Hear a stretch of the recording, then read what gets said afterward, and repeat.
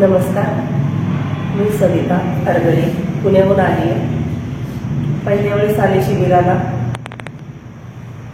मला फार त्रास होत होता। ते डोक्यात विचारांचं नुसतं सावट होतं डोक्यामध्ये, परंतु शिबिराला आले आणि खरंच म्हणजे शिबिराहून गेले घरी, पण माझं डोकं एवढं शांत झालं की मी शब्दामध्ये खरंच सांगू शकत नाही।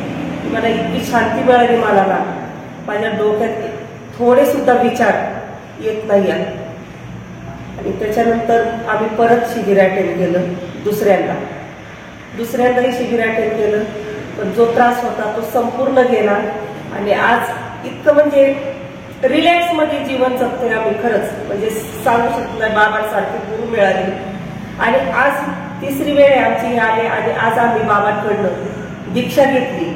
आमचं मन झालं की दीक्षा घ्यायची, बाबांना गुरु करायचं, पण खरंच आज दीक्षा घेऊन आमचं मन इतकं आनंदित झालं की ते मी शब्दामध्ये सांगू शकत नाही। की खरंच अक्षरशः माझ्या डोळ्यामध्ये पाणी आलं।